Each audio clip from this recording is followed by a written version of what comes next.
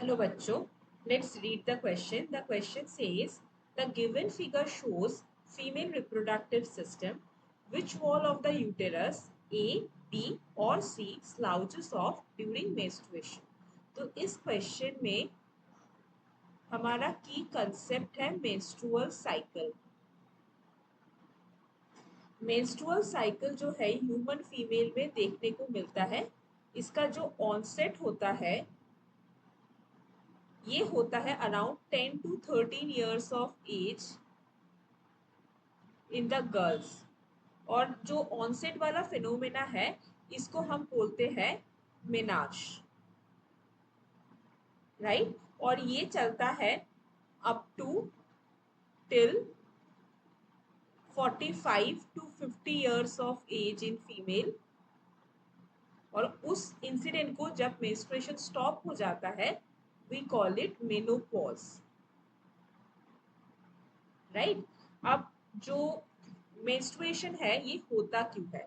The reason of menstruation is that every month human female में जो alternate ovaries है उनमें से क्या होता है?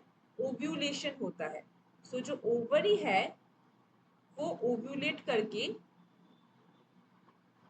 क्या रिलीज करती है? एक एग रिलीज करती है। अब उसी टाइम अगर फीमेल रिप्रोडक्टिव ट्रैक में कोई भी स्पर्म प्रेजेंट ना हो, if sperm is absent, right, तो यहाँ पे क्या होगा? there will be no fertilization, कोई fertilization नहीं होगा।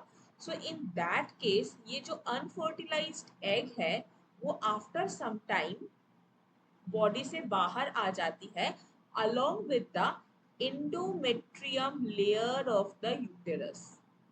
endometrium जो है that is the innermost layer in the uterus, right। तो यहाँ पे एक बार हम क्विकली यूटेरस के तीनों लेयर्स को भी देख लेंगे। सो यूटेराइन वॉल के बारे में अगर हम बात करें so there are 3 layers present in the uterine wall. जो आउटर मोस्ट लेयर है वो सबसे थिनेस्ट है, इसको हम पेरीमेट्रियम बोलते हैं। जो बीच वाला लेयर है वो थिकेस्ट है, उसको हम मायोमेट्रियम बोलते हैं। ये स्मूथ मसल से बना हुआ होता है। और जो इनर मोस्ट लेयर है जो कि यूटेराइन कैविटी को लाइन करके रहता है इसको हम बोलते हैं एंडोमेट्रियम, जो कि हाईली वस्क्यूलर नेचर का होता है, right. So this endometrium is the layer जो कि अगर कोई भी फर्टिलाइजेशन नहीं होगा, if there is no fertilisation, तो ये पर्टिकुलर लेयर जो है स्लाउज ऑफ हो जाएगा और बॉडी के बाहर विथ म्यूकस एंड ब्लड बाहर आ जाएगा, right. And that is what we see in every menstrual cycle. तो दैट मीन्स इस क्वेश्चन में हमको देखना पड़ेगा कि ए बी और सी में से कौन सा लेयर क्या है, राइट। तो यहाँ पे देखो जो बी है that is the outermost layer in this diagram.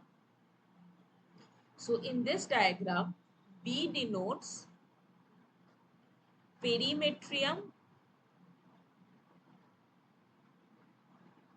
Right.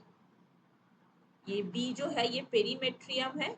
उसके बाद अगर हम सी की बात करें तो ये मिडल लेयर है। तो सी इज डिनोटिंग मायोमेट्रियम। और एकदम जो इनर मोस्ट लेयर है दैट इज ए, वो है हमारा इंडोमेट्रियम। तो दैट मीन्स यहाँ पे करेक्ट आंसर हो जाएगा ए वाला लेयर जो है वो स्लाउज ऑफ हो रहा है।